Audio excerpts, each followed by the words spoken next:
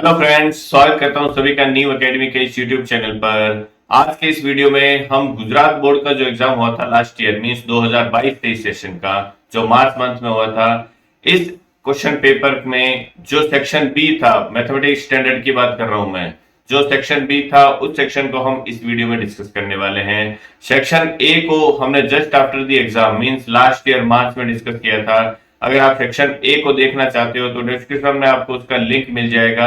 आप direct link पे click करके उस वीडियो को देख सकते हो। आने वाले वीडियोस में हम जो बाकी सेक्शन सी और सेक्शन डी उसको डिस्कस करने वाले हैं।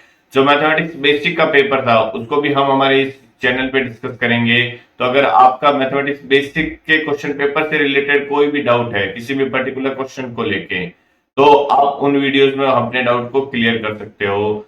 चैनल को सब्सक्राइब कर लीजिए, बेल आइकन को प्रेस कीजिए ऑल नोटिफिकेशन के लिए, जिससे जब भी हम वीडियो डालें तो आपका उसको नोटिफिकेशन ऑन द स्पॉट मिल सके। ठीक है, तो चलिए सेक्शन बी को डिस्कस करते हैं इस वीडियो में।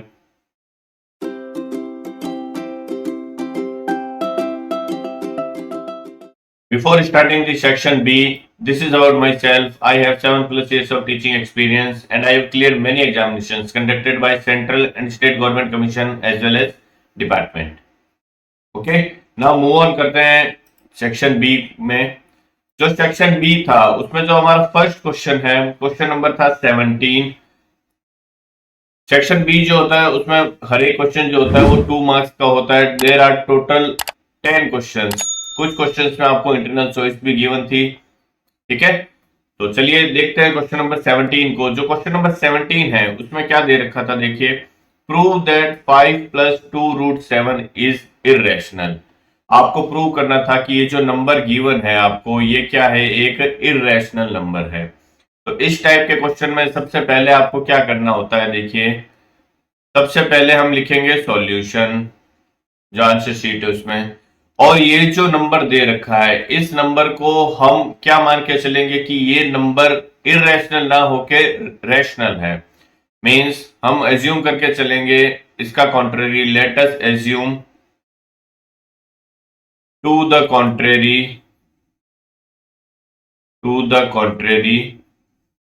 That 5 + 2√7 is a rational number, is a rational number. ये लाइन लिखोगे आप। अब अगर 5 + 2√7 एक रैशनल नंबर है तो it can be represent in the form of a/b।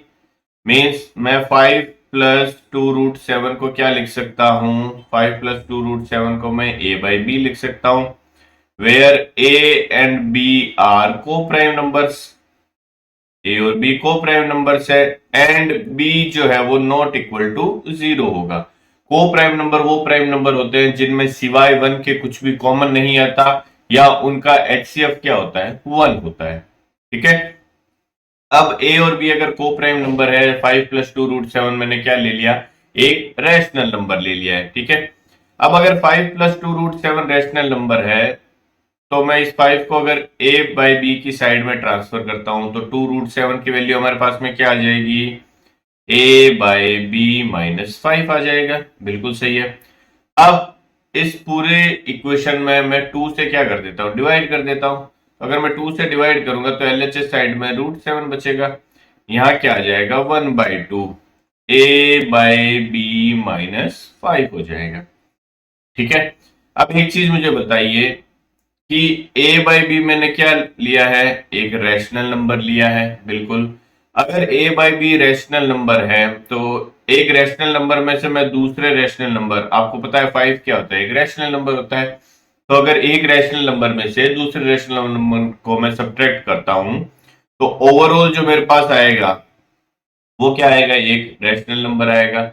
अब इस रैशनल नंबर में मैं किसी एक दूसरे रैशनल नंबर से क्या करता हूं, डिवाइड करता हूं। 2 भी क्या है, एक रैशनल नंबर ही तो है। तो अगर ये टोटल रैशनल नंबर है इसमें मैं 2 से डिवाइड करता हूं तो ओवरऑल जो मेरे पास आएगा यहाँ पे, ये जो भी नंबर आएगा ये क्या होगा, हमारे पास में एक रैशनल नंबर होगा।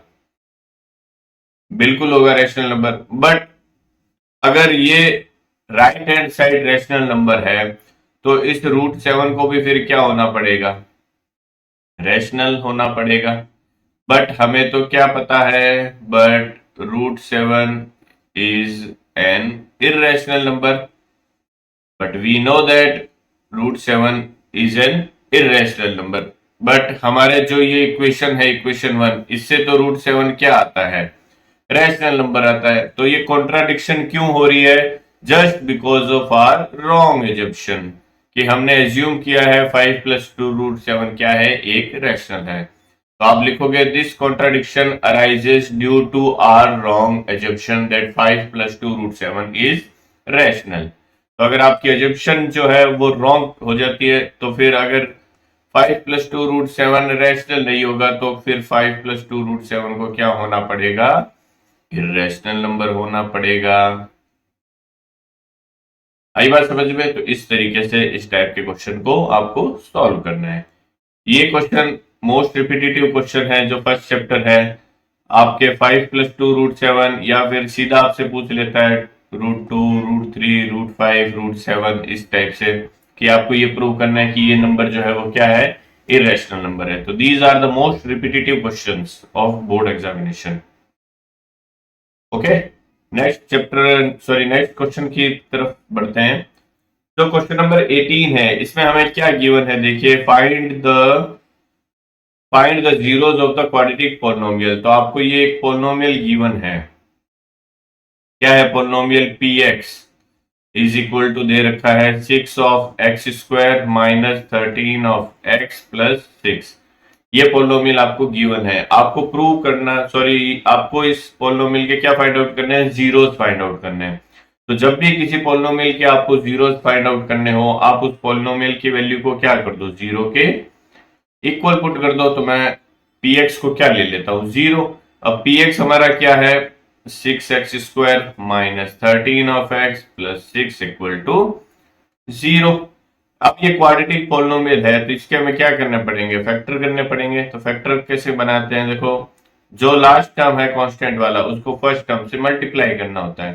तो 6 को मैं 6x² से मल्टीप्लाई करूंगा, तो ये क्या आ जाएगा हमारे पास में, 36 of x² आ जाएगा, किसका, प्लस का। अब इस 36x² को आपको दो पार्ट में इस तरीके से स्प्लिट करना होता है, जिनका प्रोडक्ट तो 36x² आए, और एडिशन हमेशा क्या है, -13x, जो मिडल वाला टर्म है वो आना चाहिए। तो क्या आ जाएगा, माइनस का चाहिए तो मैं -9x ले लेता हूं, और -4x ले लेता हूं। अगर मल्टीप्लाई करूंगा तो माइनस माइनस प्लस हो जाएगा, 9 4 जा 36 हो जाएगा, x × x x² हो जाएगा।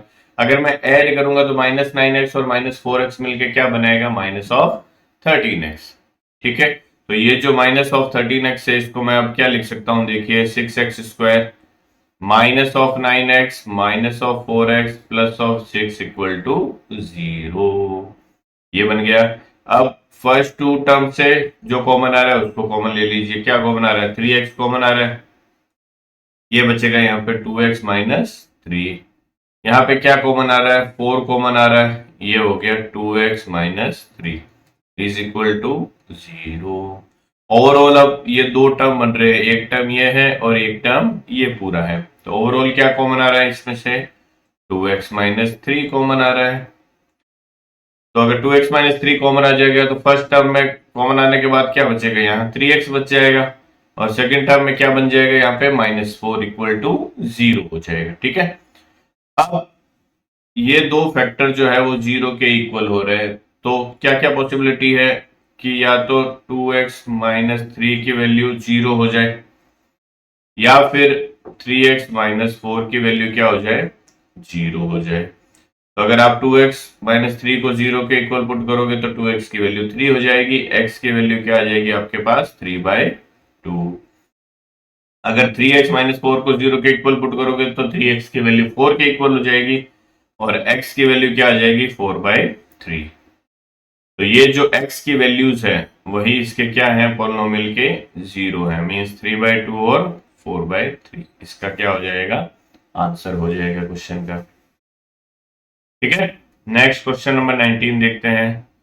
Verify whether the pair of linear equation this and this is consistent और नॉट। आपको चेक करना है कि ये जो दो इक्वेशन आपको गिवन है वो कंसिस्टेंट है या फिर नहीं है। तो जब भी कंसिस्टेंसी या इनकंसिस्टेंसी की बात हो तो आप जो भी इक्वेशन दे रखी है सबसे पहले उन इक्वेशन को क्या करो आप a1x plus b1y plus c1 is equal to 0 और a2x plus b2y plus c2 is equal to 0 की फॉर्म में कन्वर्ट कर दो। जिस फॉर्म में भी दे रखी है सबसे पहले इस फॉर्म में कन्वर्ट करो।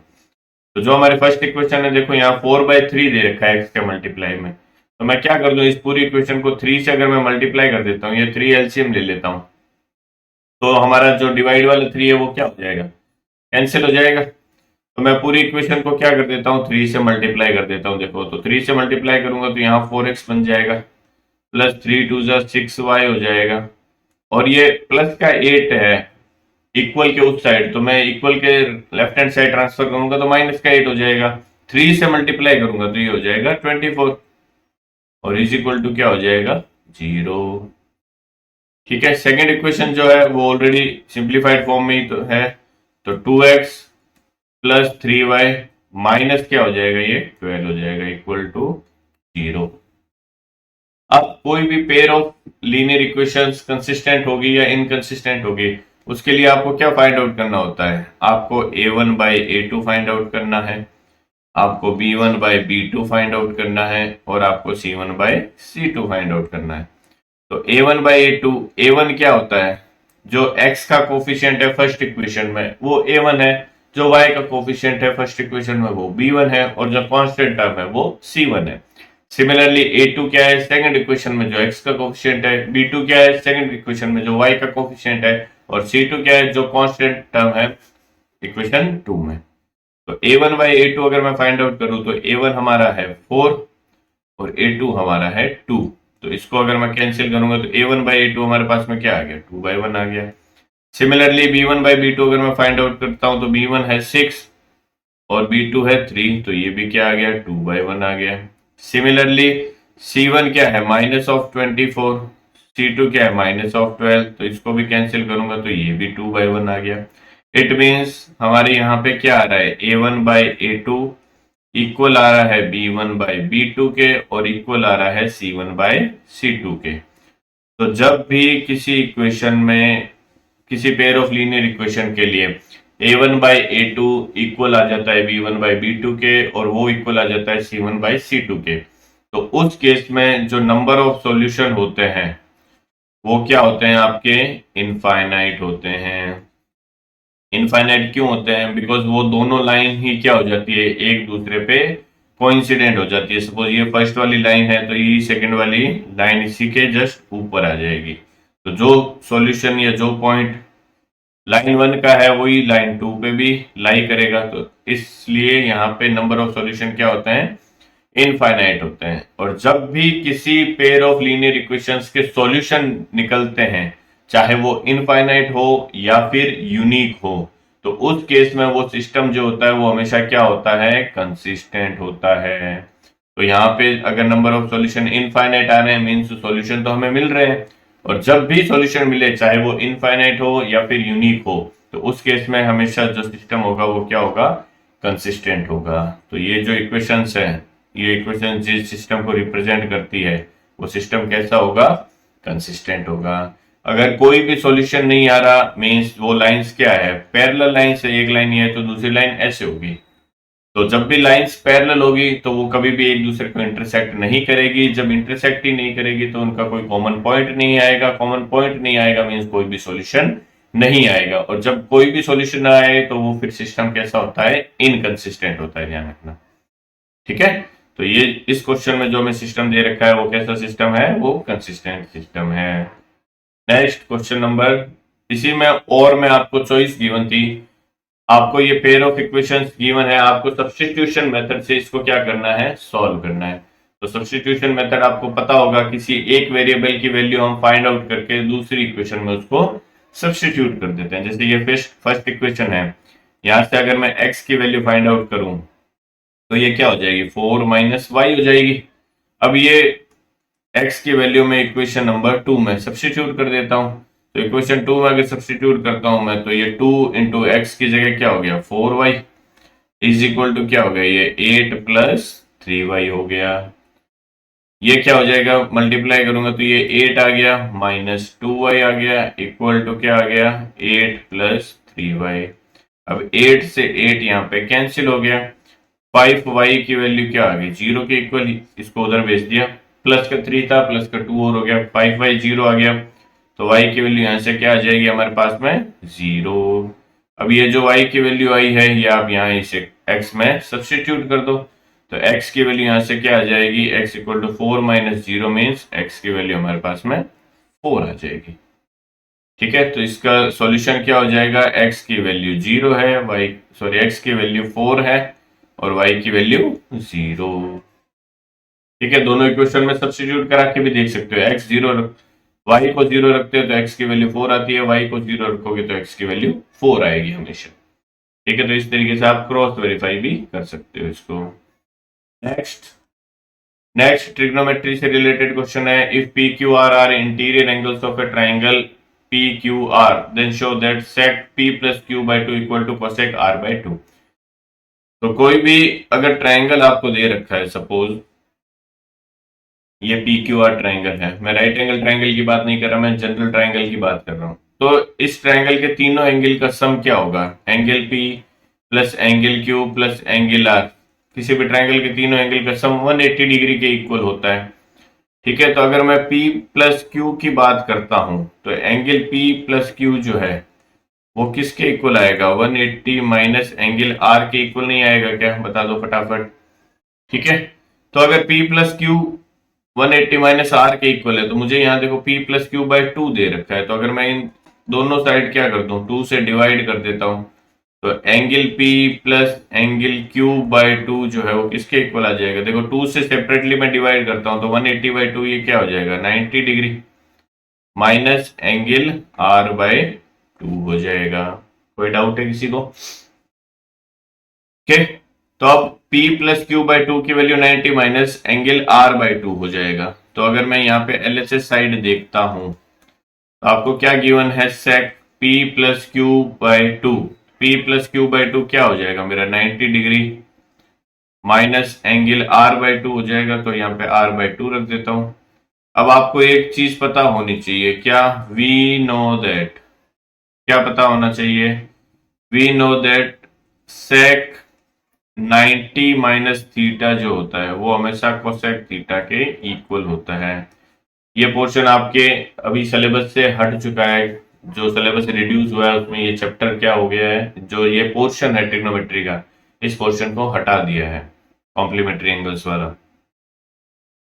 तो सेक 90 माइनस थीटा जो होता है वो हमेशा कोसेक थीटा के इक्वल होता है, तो यहाँ 90 माइनस थीटा है, तो इस सेक 90 माइनस थीटा को मैं क्या लिख सकता हूँ, थीटा की जगह R बाई 2 है, तो ये किसके इक्वल आ जाएगा फिर, cosec theta means cosec R by 2, और यही आपका क्या है, RHS है। तो LHS इक्वल टू क्या आ गया, यहाँ से RHS आ गया है। ठीक है, नेक्स्ट क्वेश्चन, अभी ये जो पोर्शन है वो हट चुका है सिलेबस से, तो इसके आने के चांसेस, वापस रिपीट होने के चांसेस कम है, बिकॉज सिलेबस में ही नहीं है आपके। नेक्स्ट क्वेश्चन देखते हैं, क्वेश्चन नंबर 21, इसमें भी आपको चॉइस है और दे रखा है, देखो पहले इसको डिस्कस कर लेते हैं फिर और वाले को डिस्कस कर लेंगे। इस क्वेश्चन में आपको दे रखा है 2 sin theta plus cos theta की वैल्यू 2 है, then find the value of tan theta, आपको tan थीटा की वैल्यू यहाँ से फाइंड आउट करनी है। ठीक है, तो tan थीटा की अगर मुझे वैल्यू फाइंड आउट करनी है तो पहले मुझे tan थीटा यहाँ क्रिएट करना पड़ेगा। तो tan थीटा कैसे क्रिएट कर सकता हूँ, देखो ब्रैकेट में cos थीटा जो है वो नॉट इक्वल टू 0 दे रखा है, तो इससे आपको थोड़ा हिंट मिलना चाहिए cos थीटा की वैल्यू 0 क्यों नहीं हो सकती, क्योंकि मैं यहाँ क्या करूंगा, अगर मुझे देखो tan थीटा बनाना है तो sin थीटा मेरे पास में, अगर मैं इस पूरी इक्वेशन में cos थीटा से क्या कर दूं, डिवाइड कर दूं, तो यहाँ साइन अपॉन कॉस क्या बन जाएगा, tan बन जाएगा, जो मुझे चाहिए।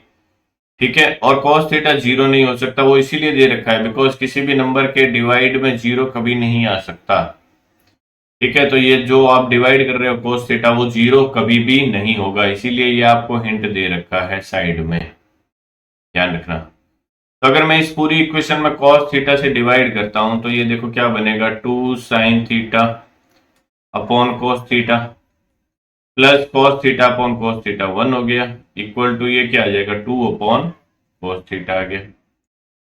ठीक है, तो ये क्या बन गया 2 टेन थीटा बन गया sine theta upon cos theta, plus ये 1 बन गया, इक्वल टू में क्या आ गया 2 सेक थीटा आ गया। अब मुझे तो टेन थीटा चाहिए, तो मुझे इस सेक थीटा को भी टेन में कन्वर्ट करना पड़ेगा। तो सेक को टेन में कैसे कन्वर्ट कर सकते हैं, आपको एक आइडेंटिटी पता होनी चाहिए। कौन सी? Sec square theta equal to क्या होता है 1 प्लस टेन स्क्वायर थीटा होता है। बिल्कुल होता है, बट वो सेक स्क्वायर थीटा है, यहाँ पे हमारे पास में सेक थीटा है। तो अगर मैं यहाँ से सेक की वैल्यू निकालूंगा तो ये तो स्क्वायर रूट में आ जाएगी, और यहाँ क्या आ जाएगा टेन आ जाएगा, वो स्क्वायर रूट के अंदर में टेन स्क्वायर आ जाएगा। तो इससे बेटर है आप क्या कर दो, ये जो इक्वेशन है इक्वेशन 1, इसका स्क्वायर कर दो बोथ साइड में। ठीक है, तो यहाँ क्या करोगे स्क्वायरिंग बोथ साइड। अगर मैं करता हूं स्क्वायरिंग बोथ साइड्स, अगर मैं बोथ साइड स्क्वायर करता हूं तो ये क्या हो जाएगा, देखिए 2 टेन थीटा प्लस 1 का whole square equal to 2 sec theta का होल स्क्वायर। ये क्या बन जाएगा ए प्लस बी का whole square. A plus B का होल स्क्वायर क्या होता है A square means 4 tan square theta plus 2ab, 2 into 2 tan theta means 4 tan theta, plus में क्या आ जाएगा B square 1 is equal to ये क्या हो जाएगा 4 सेक स्क्वायर थीटा। अब इस सेक स्क्वायर की जगह आप क्या पुट कर सकते हो 1 प्लस टेन स्क्वायर पुट कर सकते हैं। तो इसकी जगह मैं 1 प्लस टेन स्क्वायर पुट कर देता हूँ, तो ये आ जाएगा 4 tan square theta plus 4 tan theta plus 1 is equal to 4 into sec square की जगह 1 प्लस टेन स्क्वायर थीटा। तो ये क्या बन जाएगा, फर्दर सिंप्लीफाई करेंगे तो देखो 4 टेन स्क्वायर थीटा प्लस में क्या आ जाएगा 4 टेन थीटा प्लस में 1 इक्वल टू ये आ जाएगा 4 प्लस 4 टेन स्क्वायर थीटा। तो ये 4 टेन स्क्वायर थीटा और ये 4 टेन स्क्वायर थीटा क्या हो जाएंगे, एक दूसरे को कैंसिल कर देंगे। यहाँ आपके पास में किसकी वैल्यू आ जाएगी, देखिए 4 tan theta plus 1 equal to आ जाएगा 4। इस 1 को हम ट्रांसफर कर देंगे इस साइड में, तो 4 टेन थीटा की जो वैल्यू आ जाएगी वो किसके इक्वल आ जाएगी 3 के इक्वल आ जाएगी। टेन थीटा की जो वैल्यू आ जाएगी वो किसके इक्वल आ जाएगी 3/4 के इक्वल। यही हमें क्या करना था यहाँ से फाइंड आउट करना था। सपोज यहाँ पे टेन स्क्वायर कैंसिल नहीं होता अगर, तो हमारे पास में टेन में क्या बन जाती है एक क्वाड्रेटिक इक्वेशन बन जाती है, उससे टेन की दो वैल्यूज आती है हमारे पास में ध्यान रखना। ठीक है, तो इस तरीके से आप इस क्वेश्चन को सॉल्व करोगे। नेक्स्ट इसी के और में जो दे रखा है वो ये दे रखा है 2 tan square 45 degree plus x minus sine square 60 degree equal to 2 find the value of x. आपको ये जो एक्स है इसकी वैल्यू क्या करनी है फाइंड आउट करनी है। तो 2 टेन स्क्वायर 45, टेन 45 कितना होता है 1 होता है, तो ये 1 का स्क्वायर हो गया, प्लस में ये x आ गया माइनस साइन 60 कितना होता है √3/2 होता है, इसका स्क्वायर हो गया इक्वल टू 2 आ गया। तो ये क्या बन गया हमारे पास में देखो 2 इंटू 1 का स्क्वायर तो 2 ही हो गया, प्लस x आ गया माइनस ये 3/4 हो गया और इज इक्वल टू में क्या हो गया 2 हो गया। इस 2 से ये 2 कैंसिल हो जाएगा, माइनस 3/4 जो है वो इक्वल के उस साइड जाएगा तो प्लस 3/4 हो गया। तो x की वैल्यू क्या आ गई हमारे पास में 3/4, ये इसका आंसर हो जाएगा। नेक्स्ट क्वेश्चन नंबर 22, इसमें भी आपको चॉइस गिवन है। इसमें क्या दे रखा है देखो, as shown in the figure a quadrilateral PQRS is drawn to circumscribe a circle. एक PQRS क्या है क्वाड्रिलेटरल है जो सर्कल को क्या कर रहा है सर्कमस्क्राइब कर रहा है। सर्कमस्क्राइब का मतलब जो सर्कल होगा वो अंदर की साइड होगा, ठीक है, और इंस्क्राइब्ड का मतलब क्या होता है सर्कल बाहर की साइड क्वाड्रिलेटरल अंदर की साइड। तो as shown in the figure a quadrilateral PQR is drawn to circumscribe a circle। quadrilateral जो है वो सर्कल को circumscribe कर रहा है। prove that PQ plus RS is equal to QR plus PS। It means opposite sides का जो सम है वो क्या आ रहा है इक्वल आ रहा है क्वाड्रिलेटरल का, तो ये हमें प्रूव करना है। ठीक है, तो अगर हम प्रूव करना चाहें, आपको एक थ्योरम है थ्योरम 10.2 चैप्टर नंबर 10 में, उसमें ये दे रखा है कि किसी भी एक्सटर्नल पॉइंट से अगर हम किसी भी सर्कल पे दो टेंजेंट ड्रॉ करते हैं तो उन टेंजेंट की जो लेंथ है वो हमेशा क्या रहती है इक्वल रहती है। तो आपको वो स्टेटमेंट लिखना है, we know that tangent tangent from external points are equal in length. तो उस स्टेटमेंट के बाद में आप ये देखो, ये जो पॉइंट P है, इस पॉइंट से दो टेंजेंट जारी है PA और PB। ठीक है, तो इन दोनों टेंजेंट की लेंथ हमेशा क्या होगी, इक्वल होगी। मीन्स मैं ये लिख सकता हूं PA इक्वल टू क्या होगा, PB। इक्वेशन 1 ब्रैकेट में क्या लिखोगे, टेंजेंट्स फ्रॉम A। ठीक है, टेंजेंट फ्रॉम पॉइंट ए लिख सकते हो या फिर ए ही लिख सकते हो। नेक्स्ट अब क्यू पे देखो, क्यू से भी दो टेंजेंट जारी है, क्यू ए और क्यू डी, ये भी क्या होगी, इक्वल होगी। Q A is equal to क्या हो जाएगा हमारा, क्यू डी हो जाएगा। ये इक्वेशन 2 हो गया। ब्रैकेट में वही लिखोगे, tangent from point B. Similarly अगर ये मैं देखूं पॉइंट आर अगर मैं देखता हूं, एक सेकेंड, पॉइंट आर अगर मैं देखूं तो आर से भी तो दो टेंजेंट जारी है, आर सी और आर डी, वो भी क्या होंगे, दोनों एक दूसरे के इक्वल होंगे, बिल्कुल होंगे। तो R C is equal to क्या आ जाएगा हमारे पास में, आर डी। ये हो जाएगा क्वेश्चन नंबर 3। ब्रैकेट में वही tangent from the external point R. Similarly देखो पॉइंट एस जो है, उससे भी तो दो टेंजेंट जारी है, एस सी और एस बी, ये भी क्या होंगी, इक्वल होंगी। तो S C is equal to क्या आ जाएगा हमारे पास में, एस बी आ जाएगा। इक्वेशन नंबर 4 ब्रैकेट में वही tangent from the external point S. अब इन सभी अगर आप इक्वेशन को ऐड करोगे तो आपके पास में क्या आएगा, देखो addition of all the equation लिखोगे यहाँ पे, तो ये क्या आ जाएगा, देखो P A plus Q A plus R C plus S C, ये आ गया लेफ्ट हैंड साइड। ये इक्वल होगा किसके, P B plus Q D plus R D और प्लस एस डी, इसके इक्वल आ जाएगा। तो एक चीज मुझे बताइए, P A plus Q A मिलके क्या बनेगा, ये दोनों मिलके क्या बनेंगे हमारे पास, क्या पी क्यू नहीं बनेगा क्या, बिल्कुल बनेगा। प्लस आर सी और एस सी मिलके क्या बनेगा, ये दोनों मिलके हमारे पास में क्या बनाएंगे, आर एस बनाएगा, बिल्कुल बनाएगा। Equal to PB plus S B, means ये पीबी और ये एस बी मिलके क्या बनेगा हमारे पास में, क्या पी एस नहीं बनेगा, बिल्कुल बनेगा। प्लस में क्यू डी, ये Q D plus R D मिलके क्या बनाएगा, क्यू आर बनाएगा, बिल्कुल बनाएगा। तो ये हो गया क्यू आर के इक्वल, ये दोनों मिलके। ठीक है, तो यही हमें क्या करना था, यहाँ पे प्रूव करना था। तो ये हो गया यहाँ पे हैंस प्रूव्ड।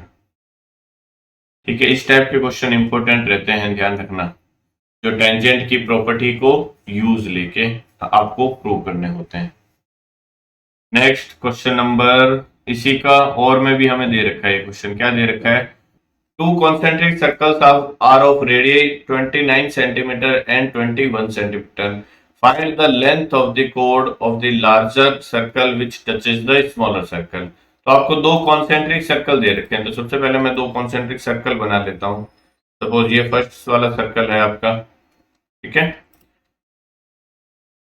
और एक और सर्कल बना लेता हूं जिनका सेंटर क्या है, कॉन्सेंट्रिक सर्कल मतलब जिनका सेंटर सेम रहे। तो ये मैं एक और सर्कल बना लेता हूं, सपोज इनका सेंटर क्या है, सेम सेंटर ले लिया मैंने, इसको भी मैं क्या कर देता हूं,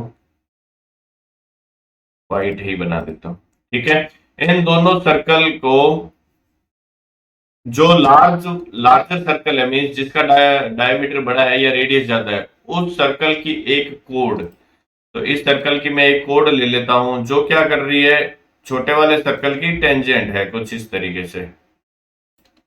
ठीक है, ये इस तरीके से है,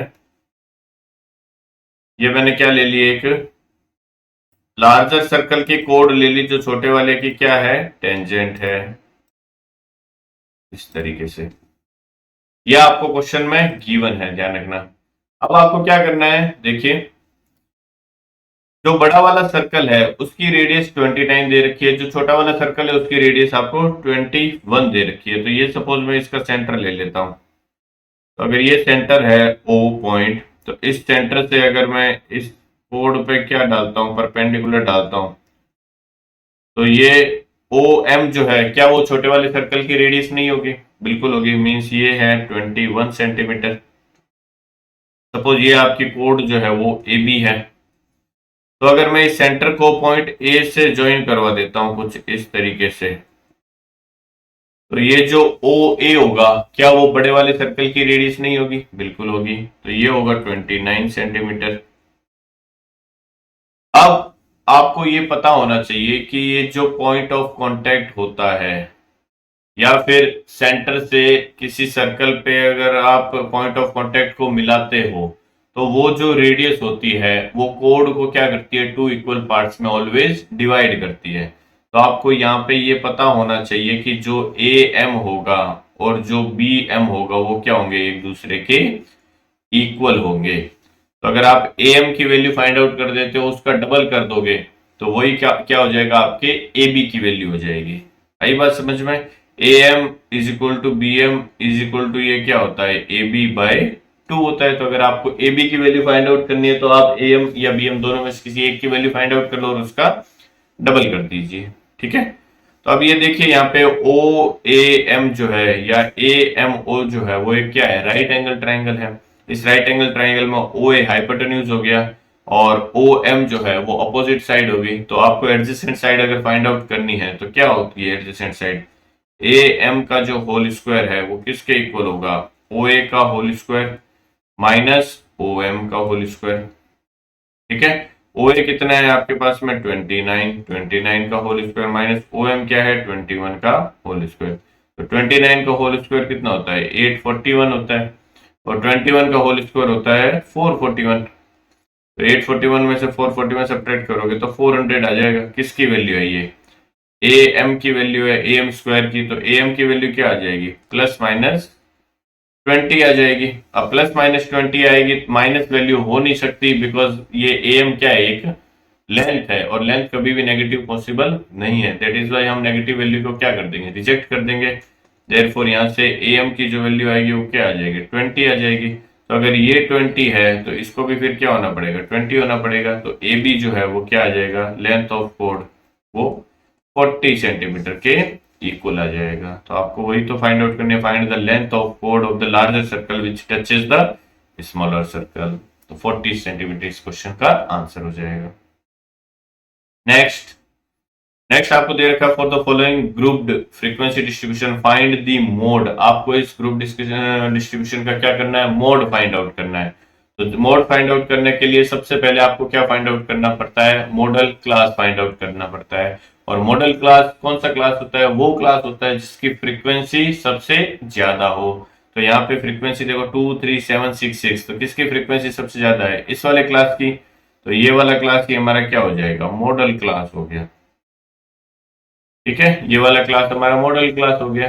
तो मॉडल क्लास अगर आपके पास में आ गया तो आपको फॉर्मूला पता होना चाहिए मोड फाइंड आउट करने का। मोड फाइंड आउट करने का फॉर्मूला क्या होता है हमारे पास में, मोड इज इक्वल टू होता है L plus F1 minus F0 upon twice F1 minus F0 minus F2 into में क्या होता है, H होता है। अब ये सभी टर्म्स पता होनी चाहिए। तो L क्या होता है, L होता है lower limit of the model class, किसके इक्वल है, 40 के इक्वल है। मॉडल क्लास क्या है, 40 टू 55 है ना, लोअर लिमिट 40 अपर लिमिट 55। तो L होता है लोअर लिमिट मींस 40। F1 क्या होता है, F1 होता है frequency of the model class, ये आपका F1 हो गया। इससे प्रेसिडिंग क्लास की फ्रीक्वेंसी होती है F0, इससे नेक्स्ट क्लास की फ्रीक्वेंसी होती है F2। तो F1 हो गया 7, F0 हो गया 3, F2 हो गया 6। और क्या है हमारे पास में इसमें H जो होता है वो क्या होता है, क्लास का साइज होता है। तो क्लास साइज कितना है, 40 टू 55, 10 टू 25, 25 टू 40। तो डिफरेंस कितने का आ रहा है, 15 का आ रहा है। तो वही क्लास साइज हो गया हमारा 15 की।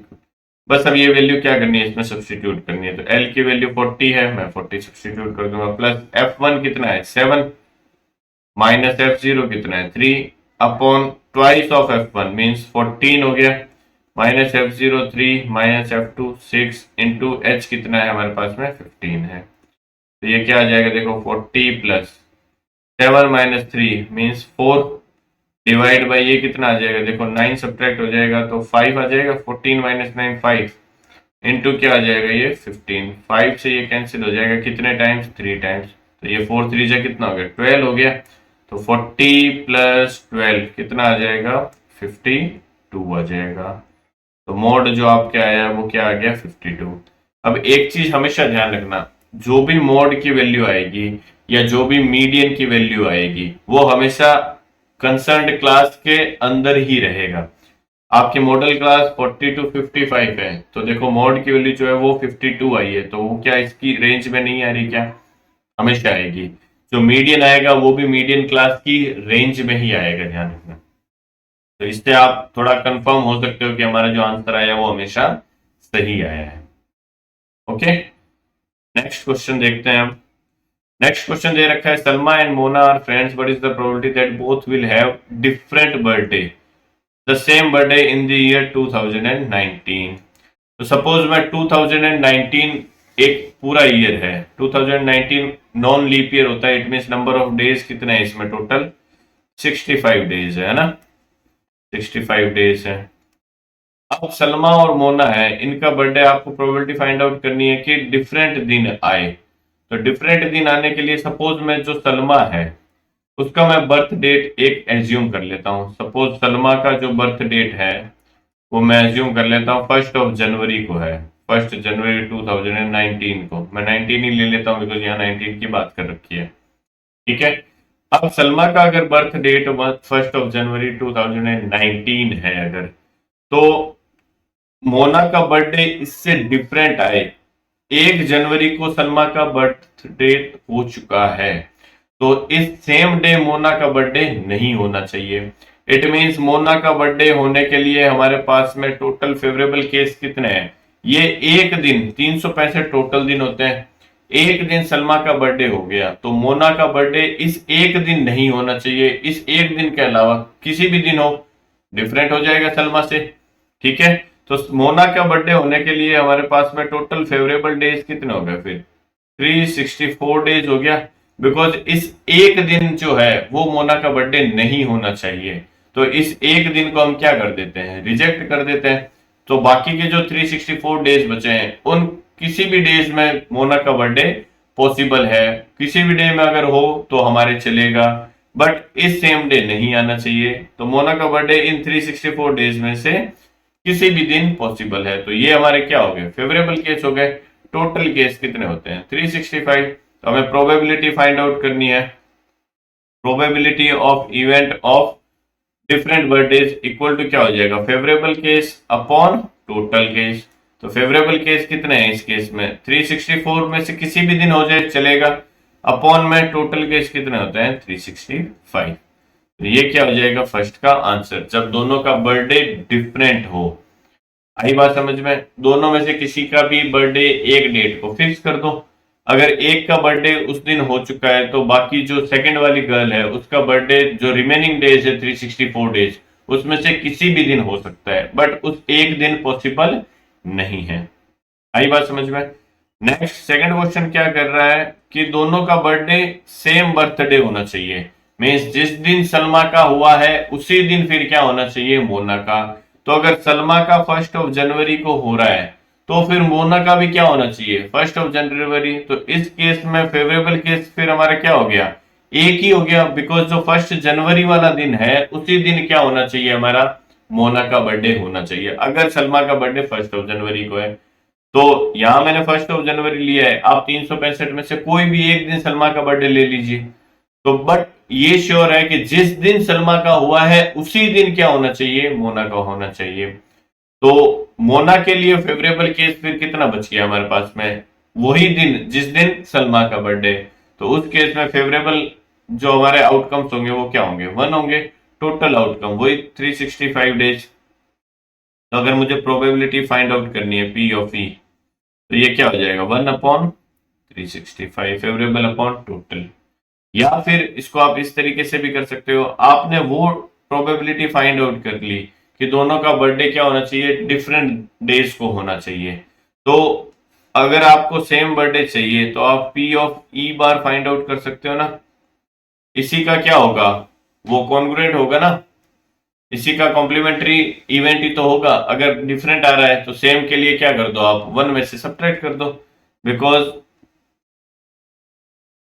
जो कॉम्प्लीमेंट्री इवेंट होता है वो क्या होता है? कॉम्प्लीमेंट्री इवेंट और जो इवेंट है उन दोनों के प्रोबेबिलिटी का जो सम होता है वो हमेशा 1 के इक्वल होता है। तो आपने डिफरेंट बर्थडे वाला फाइंड आउट कर लिया प्रोबेबिलिटी।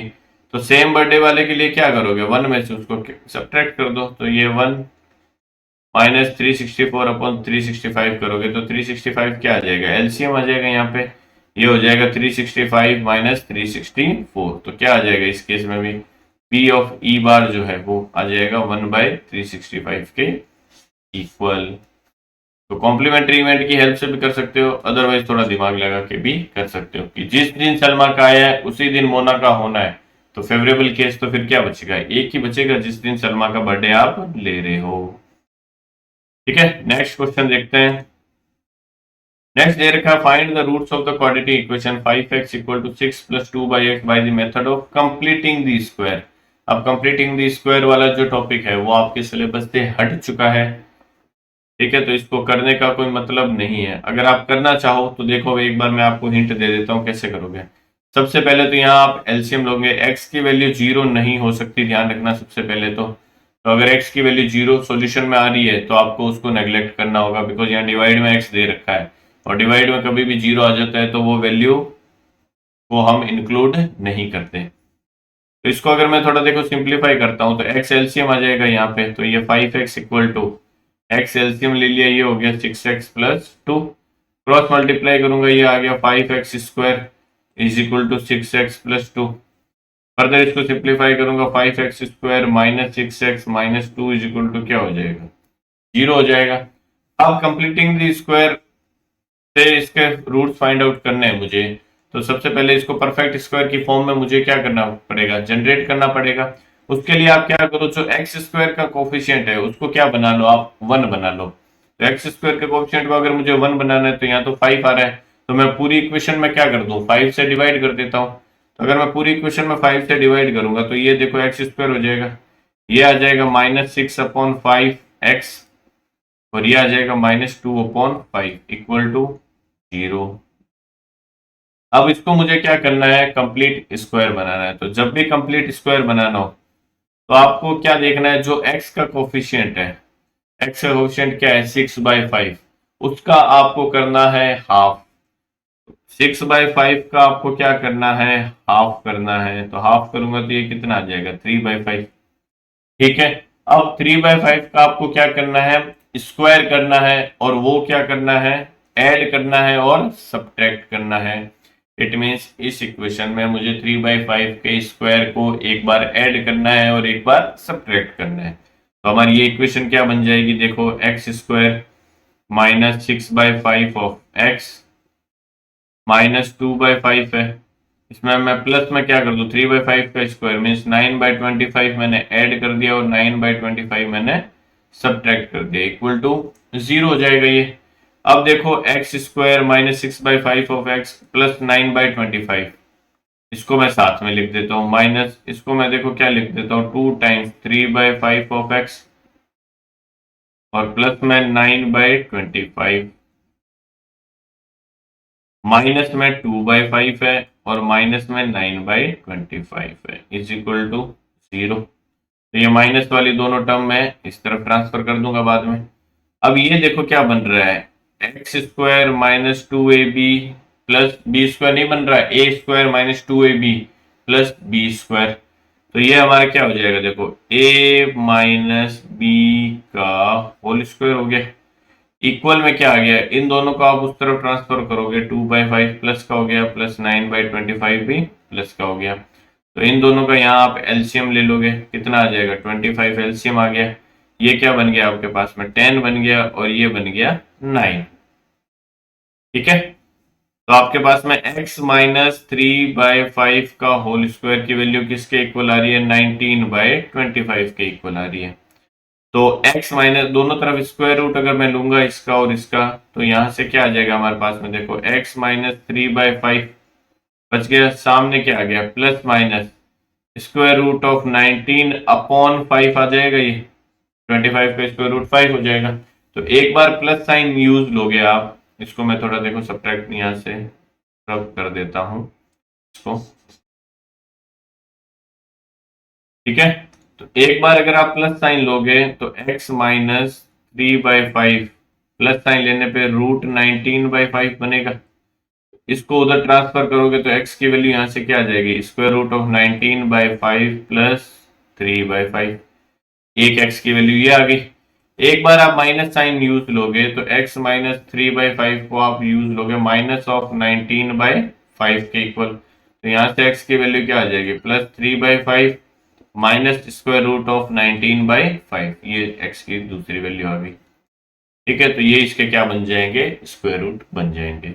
आपके सिलेबस में ये तरीका नहीं है, बट ये क्वेश्चन आ सकता है। आपको बोल देगा कि find the roots of the equation by factorization method, तो आपको फैक्टर बना के करना पड़ेगा। ओके, नेक्स्ट ये क्या दे रखा है, देखो find the roots of the quadratic equation by the method of factorization. तो यहाँ फैक्टराइजेशन यहाँ और दे रखा है, आपको चॉइस थी देखो इसमें और इस क्वेश्चन में। तो इस इक्वेशन के रूट हमें फैक्टराइजेशन से फाइंड आउट करने, तो कर लेते हैं। देखिए जो लास्ट वाला टर्म है उसको फर्स्ट वाले टर्म से क्या करते हैं, मल्टीप्लाई करते हैं। तो रूट 2 एक्स स्क्वायर को आपको मल्टीप्लाई करना है 5 रूट 2 से, तो रूट 2 और रूट 2 मल्टीप्लाई होकर 2 हो जाएंगे। 2 इंटू 5 कितना हो जाएगा, 10 इंटू एक्स स्क्वायर, तो ये क्या बनेगा आपके मल्टीप्लाई होने पे 10x स्क्वायर। अब 10x स्क्वायर को आपको इस तरीके से स्प्लिट करना है टू पार्ट में, जिनको मल्टीप्लाई करने पे 10x स्क्वायर आए और ऐड करने पे 7x आ जाए, तो 5x और 2x क्या बन गए, इसके पेयर बन गए। ओके, तो अब इसको मैं क्या लिख सकता हूँ इक्वेशन को, देखो root 2 of x square, 7x को मैं लिख सकता हूँ 5 of x plus 2 of x plus में क्या है 5 square root of 2 equal to 0। अब इन दोनों में देखो कॉमन क्या आ रहा है, सबसे पहले तो क्या कॉमन आ रहा है, x कॉमन आ रहा है, तो मैंने x को क्या ले लिया, कॉमन ले लिया। Square root of 2x plus में क्या बन गया 5 बन गया, प्लस में यहां से क्या कॉमन आ रहा है, देखो रूट 2 कॉमन ले सकता हूं, बिकॉज 2 को मैं क्या लिख सकता हूँ, रूट 2 इंटू रूट 2 लिख सकता हूँ। इस 2 को रूट 2 इंटू रूट 2 हो जाएगा, तो रूट 2 मैंने कॉमन ले लिया, तो रूट 2 अंदर बच गया x प्लस में क्या बच गया 5 बच गया इज इक्वल टू 0।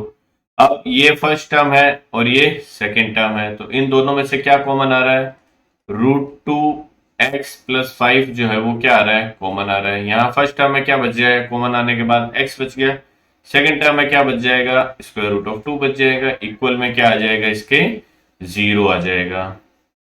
ठीक है, तो एक बार square root of 2x plus 5 की वैल्यू 0 के इक्वल होगी, एक बार x plus square root of 2 की वैल्यू 0 के इक्वल होगी, तो स्क्वायर रूट ऑफ 2x की वैल्यू क्या आ जाएगी, यहाँ से -5, तो x की वैल्यू क्या आ जाएगी -5 बाई स्क्वायर रूट ऑफ 2, यहाँ से x की वैल्यू क्या आ जाएगी minus of square root of 2, तो एक वैल्यू ये हो गई, एक वैल्यू ये आ जाएगी। ठीक है, नेक्स्ट क्वेश्चन जो हमारा लास्ट क्वेश्चन है, क्वेश्चन नंबर 26। इसमें क्या दे रखा है, देखो in the given figure if PQ is parallel to BC है, अगर ये PQ BC के क्या है, पैरेलल है, देन फाइंड दी AB। तो अगर कोई भी एक लाइन हम ड्रॉ इस तरीके से करते हैं, जो लाइन किसी ट्राइंगल की साइड के क्या है, पैरेलल है, तो उस केस में हम BPT अप्लाई कर सकते हैं, बेसिक प्रोपोर्शनैलिटी थ्योरम, या फिर जिसको थेल्स थ्योरम भी कहते हैं। ठीक है, क्या कहती है ये थ्योरम कि जो भी आप पैरेलल लाइन खींचते हो किसी भी एक साइड के पैरेलल, तो वो जो लाइन होती है वो बाकी रिमेनिंग साइड को सेम रेशियो में क्या करती है, डिवाइड करती है। मींस जो AP अपॉन PB होगा उसकी वैल्यू इक्वल होगी किसके, AQ अपॉन QC के। ये आपकी थेल्स थ्योरम बोलती है। तो आपको क्या फाइंड आउट करना है, यहाँ से AB फाइंड आउट करना है। तो AB फाइंड आउट करना है, तो सबसे पहले मैं ये AP फाइंड आउट कर लेता हूँ, इसको मैं x मान लिया मैंने, तो AP x हो गया अपॉन PB कितना है 7.2 दे रखा है, इक्वल टू AQ कितना है 1.8 दे रखा है, और ये कितना दे रखा है 5.4 दे रखा है।